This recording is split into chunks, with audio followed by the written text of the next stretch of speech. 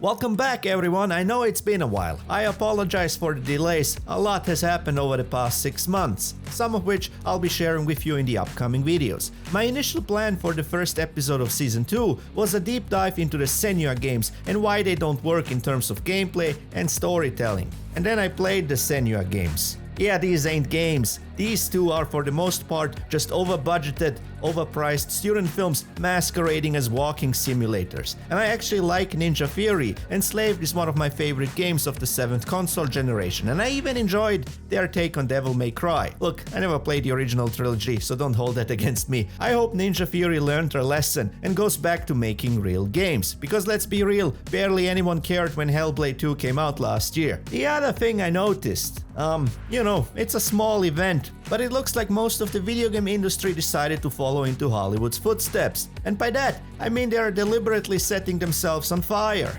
Which is why I changed plans for Season 2. So far I only looked at games that had some storytelling success, but I'll also include complete failures as well, meaning there will be more content of the critical nature, alternating with the stuff I really like and enjoy, to keep me sane. I'm not the type of person that gets angry about a bad movie or video game. I just get disinterested really quick and stop bothering with it. So to kick this season off, let's talk about something I actually care about. Let's talk about the screenwriting masterclass that is Ghost of Tsushima. I love everything about this game. The exploration, the story, the sweet duels, and my favorite, the proper samurai etiquette when you just sent off somebody to the afterlife. This game is everything I was looking for, a practical showcase of what I've been discussing on this channel for over a year. I'll show you why Ghost of Tsushima's storytelling is great, how they pulled it off, and how they managed to remove ludonarrative dissonance. Basically, there is no disconnect between the story and the gameplay, because the gameplay is the story. So let's not waste any time and jump into...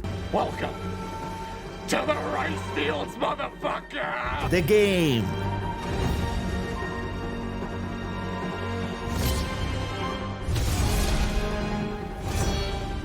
I am samurai,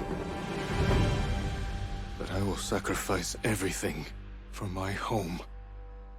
In case you're new to this channel, let me give you a quick rundown of what Narrative Arcade is about. I'm a screenwriter by trade and I also enjoy playing video games. The problem I have with most video game stories is that they suck. And don't get me wrong, there are some great stories told through the video game medium, but for the most part, the problem is twofold. A, the industry really needs better writers overall, and I will make a separate video just on this specific issue, probably called The Limp Wrists of Modern Video Game Writing or something like that. And B, the industry is still in the process of developing the appropriate storytelling tools. Let's take a look at film, for example. When we say something is cinematic, we don't mean it looks cool or good. What we actually mean is that the image is telling the story.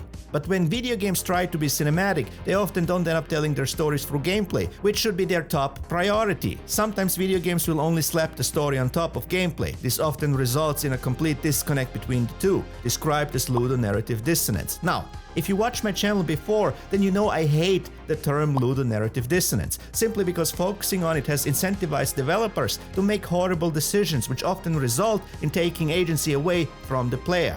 What I like to use instead is play, don't show, and Ghost of Tsushima made perfect use of play, don't show. So in order to show you how they pulled it off, we first have to take a look at Ghost of Tsushima's story. Needless to say, there will be massive spoilers ahead. You have been warned. So what is Ghost of Tsushima about?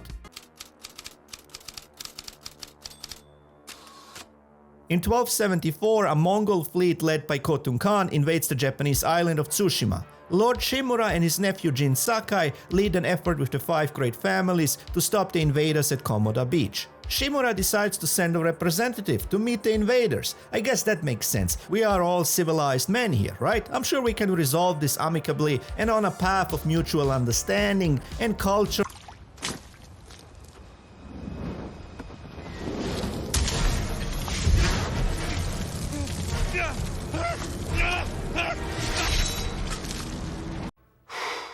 Boy, that escalated quickly. I mean, that really got out of hand fast. It jumped up a notch. It did, didn't it? It's here that the samurai get a taste of why the Chinese built a massive wall to keep the Mongols out. The samurai are wiped out on the beach and Lord Shimura is taken prisoner while Jin is severely wounded and left for dead. Can I just say before we get into the nitty-gritty of the story just how well done the Mongols are in this game? They were quite the force to reckon with historically and are so in the game. Imagine being a medieval Chinese peasant and you hear over the wall some dude's throat singing, coming closer. Luckily for Jin though, he is found and patched up by the It's in the back. It's in there. This. By the larcenist Yuna, who informs him that the entire island is under Mongol control. Jin sneaks out with Yuna and storms the Mongol stronghold at Castle Kaneda in an attempt to rescue Shimura, but is quickly defeated by Khotun Khan and thrown off the castle bridge. It is here that the gameplay loop opens up because nothing in this game happens without a character change on Jin's part. This was the first hint I got that the game is going to be great. The second was during this conversation between Jin and Yuna. If something goes wrong, they'll kill the prisoners. I've seen them do it. We have to go in quietly. Like thieves. What's wrong with that? I promised my uncle I'd never break our code. Then bend it. To save my family. And what's left of yours. A good story will tell you what it's about very early on. It's not gonna spoon feed you this information with plain exposition. The worst stories will outright just tell you what's happening and what the story is about. A good story will weave this information organically into the plot and dialogue. You see this a lot in conversation scenes in the first act. What is usually said is actually the theme of the movie. You either die a hero, or you live long enough to see yourself become the villain. And it's the same here. Anna died on the beach and Jin is still reluctant to accept it. For Jin to retake the island, he must mount a resistance while employing guerrilla tactics, which go against the samurai code of honor. You do this by recruiting every Japanese person left alive that has a useful skill, like Yuna's brother Taka, a blacksmith, and also people with more questionable skills like the merchant and swindler Kenji. You also recruit master archer Sadanobu Ishikawa, the samurai Masako Adachi, and Jin's mercenary friend Ryozo, along with Ryozo's ronins called Straw Hats. And then you go to task. A lot.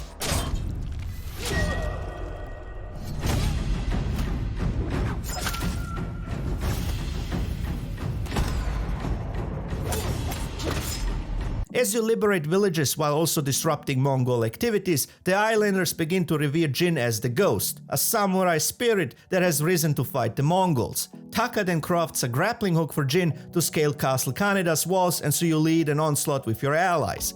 But there is a twist, a proper turning point that takes us into the second act. Having been left destitute and starving from harsh wartime conditions, Ryozo and the Straw Hats betray Jin to collect the bounty issued by Khotun Khan. Jin manages to fend them off and continues to free Shimura. Together they retake Castle Kaneda, ending the first act. Unfortunately for them, Khotun Khan has already departed to conquer Castle Shimura with Ryozo. This sets us up for the second act. Here Jin must recruit the local pirate Goro on Shimura's behalf to deliver a petition for reinforcements from the mainland, but also to deliver a personal request to the shogun regarding Jin. Because of his heroic actions so far, Shimura wants to adopt Jin as his heir.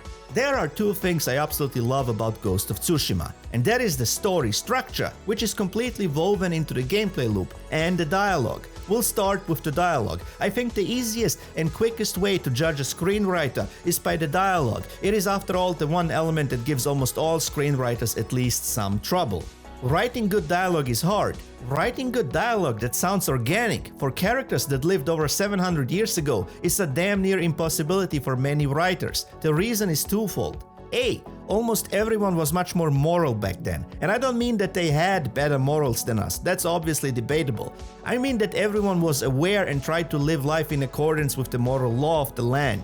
That's the difference. Nobody was thinking about alternative lifestyles or tried to be non-judgmental. The whole of the world was quite judgmental, including the gods and the spirits, which gets us to B. Everyone had a porous personality. In philosophy, there is a distinction between a porous self and a buffered self. Most Westerners these days, for example, have a buffered self. That means there is a barrier, imagined or real doesn't really matter, between you and the spirit world. In a porous personality, this barrier is either weakened or non-existent at all, the further back in time you go. Now, none of this is an answer to the question if the spirit world exists or not. What it explains are altered states of perception. Meaning back in the Middle Ages, everyone still acted as if spirits have a direct causal effect in the real world. In antiquity, this barrier was non-existent. Most people thought everything around them was guided or influenced by the gods and the spirits. You can see this wonderfully portrayed in Robert Eggers' movies. The Northman in particular has a story structure that gives you a porous and then a buffered interpretation of what happened in the scene. If you want to avoid the Northman spoilers, then skip to this timestamp instead. The porous mind sees our character enter the underworld during a shamanistic ritual to come back as a berserker. The buffered mind sees a bunch of naked dudes high on drugs screaming in the woods. The porous mind sees our hero freed by Odin's ravens and carried to safety on a horse by a Valkyrie as she enters back into Valhalla. The buffered mind sees that he was tortured so badly that he entered a delirious state before his love interest freed him.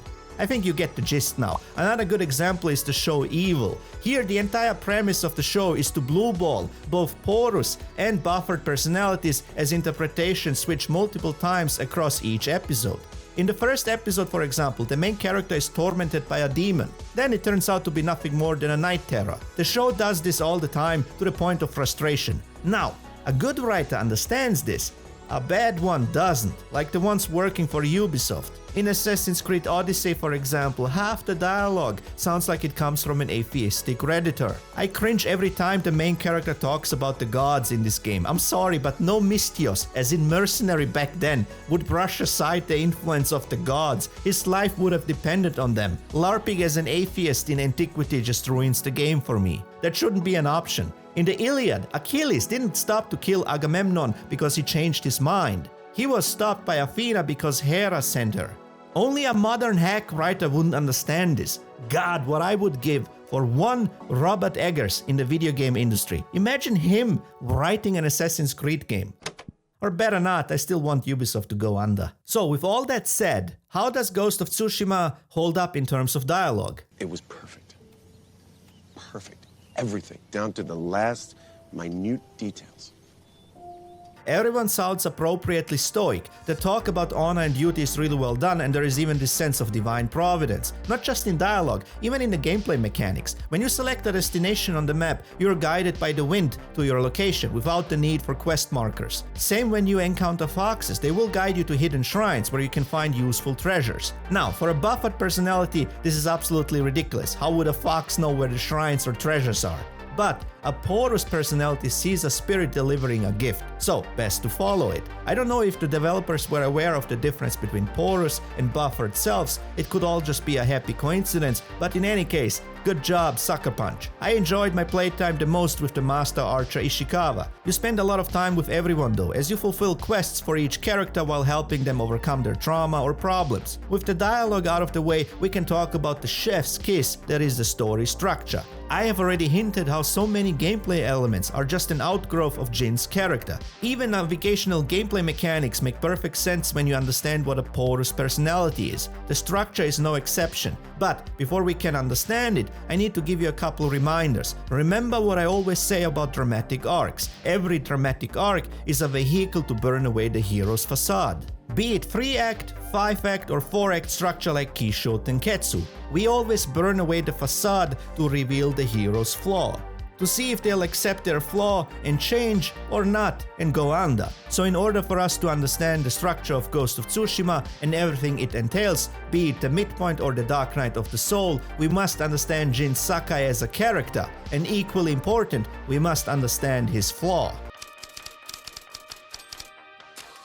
A good screenplay can be judged by its logline. This was always true for movies, and I had a feeling that it's going to be true for video games too. A logline is basically an elevator pitch, a one-sentence long description of the entire story. If this sounds like an impossibility to you, then you're not ready to be a screenwriter. The reason loglines are so effective is because they force writers to think about what their story is really about, what's at the core of it. And in the case of video games and movies, you can look up the logline on IMDb, for example. Usually the ones for video games can mean three things. A, the story is bad. That's all. B, the story is good, but it's told like a movie through cutscenes and not gameplay. And C, which is the case for Ghost of Tsushima, and it's quite a rarity, the story is good and it's told through gameplay. When I read Ghost of Tsushima's logline and I saw all the praise it was getting, I knew it's going to be C. Here is the logline.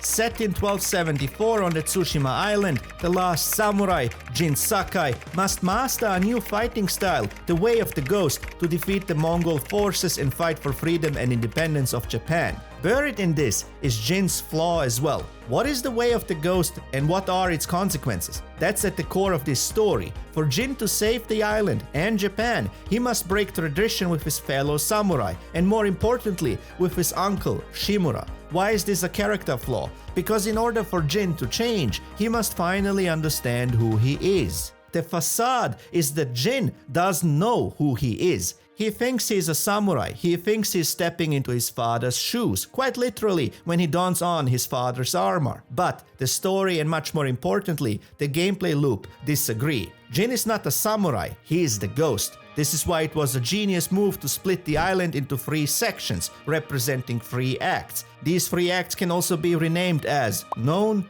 Unknown, and New Order. Or in other words, Thesis, Antithesis, and Synthesis. You can also use Catharsis for synthesis if you ask me. The first act is the known. All the pretenses of Jin are intact here. The facade is still intact. The second act is proper unknown territory. It's here that any good story will begin to burn away the facade. It's here where the training montages happen, where the obstacles are, where all the suffering is. And every gameplay element introduced in the second act chips away at Jin's facade. And more importantly, every time this happens, Jin also tries to cling to his samurai identity. First, he learns to use poison, a very dishonorable way of warfare. So in response, he dons his father's armor in an attempt to justify it. The facade is not gone yet, so we unlock another gameplay element, right in time to chip away more of the facade, the ghost stance.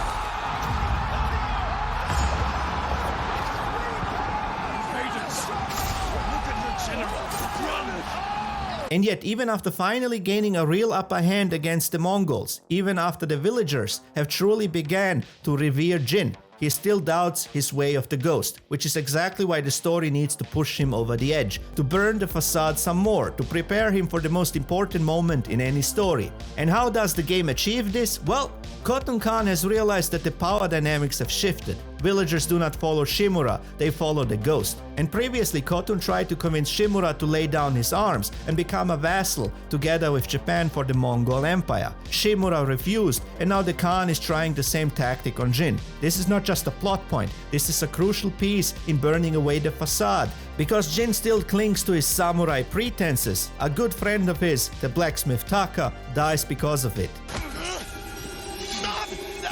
Till you're not.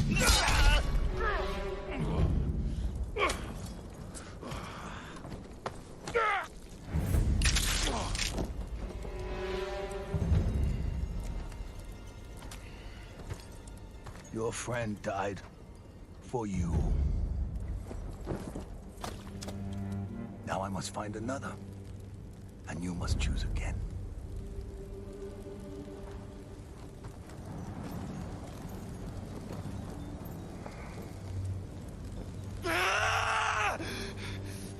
Had Jin been the ghost in this moment, he would have simply lied and killed the Khan at the first convenient moment. Deception is, after all, part of the Way of the Ghost. But instead, Taka dies, and with him, the last bit of pretense. Can I just say how great the portrayal of Khotun Khan is here? He's not just physically imposing, he's also quite intelligent and scheming. He tries to avoid unnecessary bloodshed and tries to take over the island with more diplomatic means. Also a pro tip here, an easy way to show a character being dominant in a scene is to just give them something to eat or drink. It worked for Leonidas and it certainly works for Khotun Khan. I call it the Zack Snyder School of Maximum Alpha Chat level indifference in the wake of absolute horror. Method. Look, I only do first drafts for these videos, so this will have to make do. Alright, I can tweak it a little bit. Hold on, give me a second.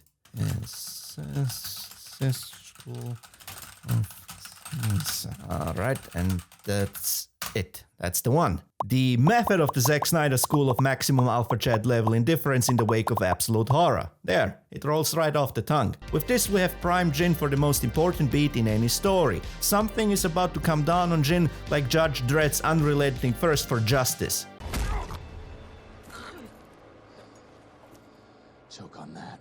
Remember what the midpoint in 3-act structure must achieve. Be in the middle, raise the stakes, and deliver the key for transformation for the protagonist. So let's take a look at the build-up toward the midpoint. In the meantime, while Jin escapes his captivity, the Shogun's reinforcements have arrived, and Lord Shimura leads the assembled army in an assault on Castle Shimura, driving the Mongols into the inner keep. It's here that the first cracks in Shimura's and Jin's relationship begin to show.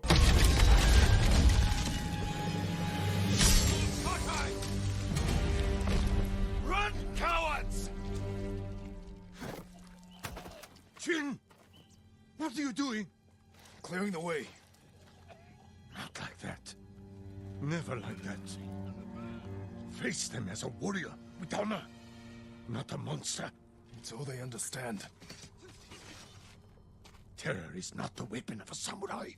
But once the Mongols retreat, they detonate explosives on the bridge leading to the inner courtyard. This way the Mongols inflict massive casualties on the advancing samurai. And it's here where we reach the midpoint. First, it's right in the middle of the main questline. Second, it delivers the key for transformation with precision when Jin and Shimura butt heads over how to storm the inner keep. Jin knows that a frontal attack will be catastrophic, but Shimura refuses to adopt Jin's guerrilla tactics. I can find a way past the bridge. Poison the enemy. An act of terror. I am trying to save our people by teaching them to fear us. If you continue down this path, you will be no better than the Mongols. I trained you to fight with honor. Honor died on the beach. The Khan deserves to suffer. Seeing he can't get through to Shimura, Jin makes a choice. It's here that he decides to become the ghost. Ignoring Shimura's orders, Jin sneaks into the inner keep to replace the Mongols' cow with a bull. Yeah, I hope you don't mind. I got up a little early, so I took the liberty of milking your cow for you. Yeah, it took a little while to get her warmed up. She sure is a stubborn one. Whew. We don't have a cow. We have a bull. No, wait, I think I got my plot breakdowns mixed up.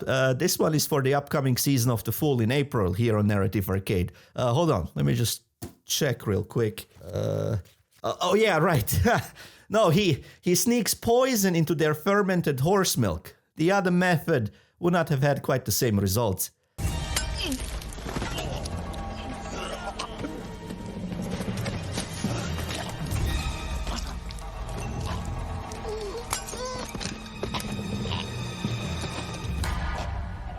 And so Jin completes the midpoint by taking out Ryozo, but yet again Khotun Khan has departed to a stronghold further in the north.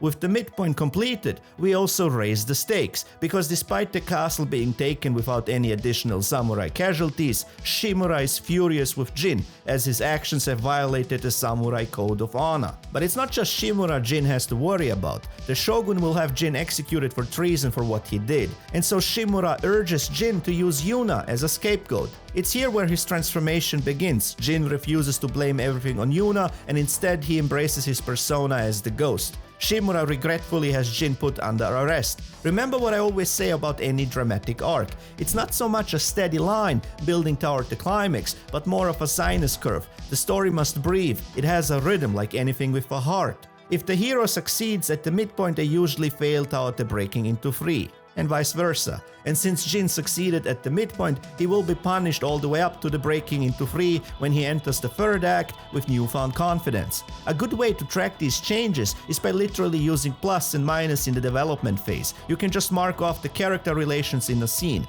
If two characters enter a scene on a positive note, chances are good they should leave the scene on a negative note. This way you can create an emotional roller coaster for the audience. While imprisoned, Jin's allies remain loyal to him and help him escape captivity. It's here that we enter a proper Dark Night of the Soul with an all is lost moment.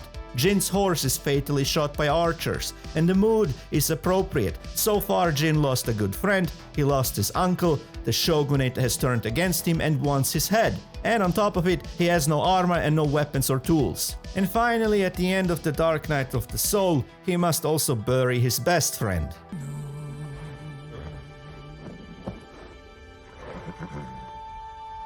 I'm sorry I couldn't protect you.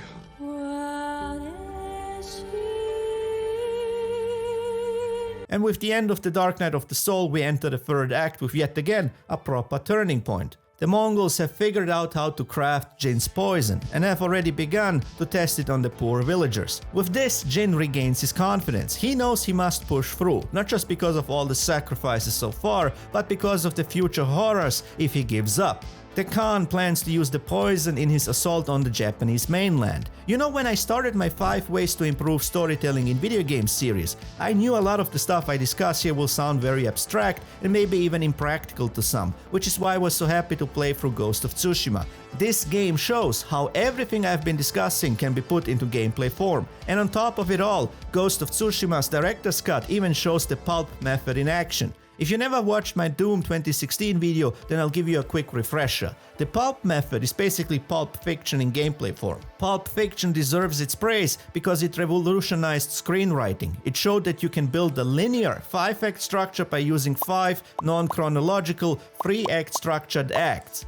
Yeah, I know, it's a mouthful. Basically, Pulp Fiction showed that you can be much more flexible with your act structure as long as it tells a hero's journey in the end. But there are limitations for the film medium. So far, you can basically do what Pulp Fiction did, or tell your story in reverse like Memento or some very disturbing French films. But because of gameplay, video games don't have this limitation, and Ghost of Tsushima demonstrated how. Let's assume for a second that Ghost of Tsushima screenplay is intended for a movie. If this were a movie, eventually the question needs to be answered as to why Jin did know who he is. What is the source of his flaw? Good actors will ask what is my character's motivation, and good screenwriters should have an answer ready. This question would for the most part be answered in the Dark Night of the Soul, and the story would have been building up to it along with everything else. But this question is not answered in the Dark Night of the Soul in the Ghost of Tsushima main game. The answer is in the Iki Island DLC. The source of Jin's flaw lies in his childhood trauma. He failed to save his father and watched him get cut down before his very eyes. From this day on, Jin always questioned if he actually is a samurai, if he has what it takes to become a samurai. The answer is given by the gameplay loop. He is more than a samurai, he is the ghost. But the final conclusion was given in a DLC, meaning this version of the story has 4 acts actually, and the 4th act is not a single act, but a 3-act structured 4th act within a linear 3-act structure. It's optional and it works. It's completely up to the player to go on this additional journey. It demonstrates what I've been talking about since the Doom video. Ha! My god! I hope I didn't just trigger something like the Microsoft employee who convinced Bethesda to make a $2.50 horse armor DLC for Oblivion in 2006. We all know where that has been going.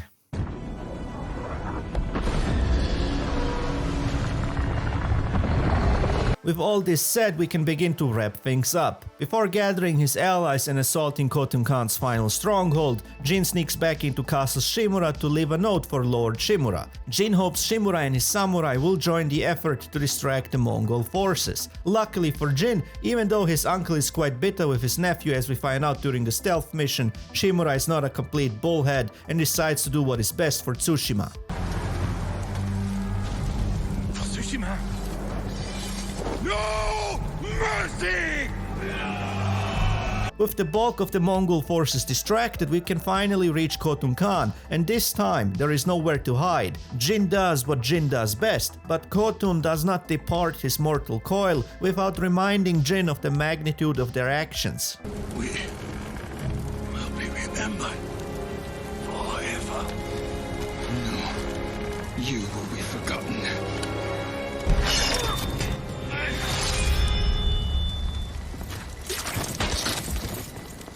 Good job, Sucker Punch. After the dust settles, there is only one thing left to do. Shimura has invited us to the clan Sakai's old family grounds. On the way there, we have the choice to help some poor peasant out. It's here that Jin can see that some normalcy has returned to the island, but not for Jin.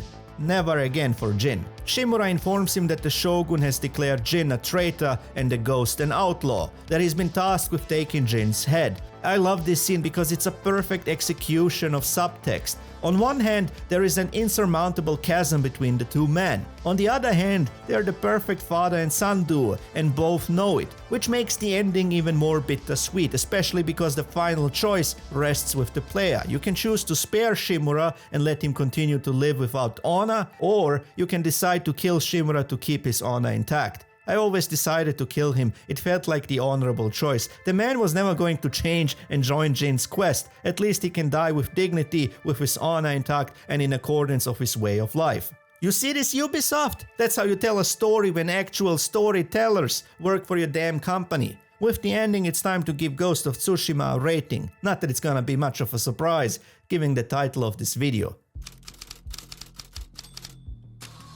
You can probably guess the rating, and we're basically going through the motions here, but I'll still give a brief explanation for each segment. Starting with structure. Every single gameplay element is part of the dramatic arc, be it how the map is divided up, or how and when the player unlocks new tools in their fight against the Mongols. It's all part of Jin's character arc and change. Even the skill tree is a symbol of both the players and Jin's ability to utilize the Way of the Ghost. With all that, we got 5 out of 5 Billy Wilders. Next is pacing and tone. It's a straight 5 out of 5 Mia Finchers. The main questline has no artificial character level blockers like those in recent Assassin's Creed games. You can just breeze right through the main plot if you want, or take many detours in the form of side quests and collectibles. But even if you do take detours, the main plot is so tight you never feel lost in the story. The overarching theme and core conflict are always present. The only thing I did miss a little, especially toward the end, is a love interest for Jin. It shouldn't have been Yuna, but the best choice would have been a shrine maiden or a female owner of a spa. Am I saying this because it would have drastically changed the story? No. Am I saying this because I got tired of only seeing Jin's butt? Yes, you're goddamn right. But it also would have been an organic way to bring in some levity and romance. Also, as my professional opinion as a screenwriter, it should have been a Japanese woman with some proper buoyancy. Wish I had some company in here. They just keep floating up. Next is dialogue. I have already touched on how good the dialogue is in this game. It's such a damn rarity to find this level of craftsmanship. It's an obvious 5 out of 5 Tarantinos. And finally, we got synchronicity. This is how well everything comes together. Are the enemy selection, level design, combat loop, sound design, and collectibles informed by the game's premise and theme? This one is always a bit tricky to judge and might as well just be a matter of taste. But I'd argue everything is a wonderful reflection of Jin's journey, from the hot springs, the hidden shrines, and every single piece of collectible down to the haikus even. It all ties wonderfully into the premise and the theme. With that said, 5 out of 5 Carl Jungs. You don't have to be a math genius to pull the final average on this one. 5 out of 5 Jeff Keighley's.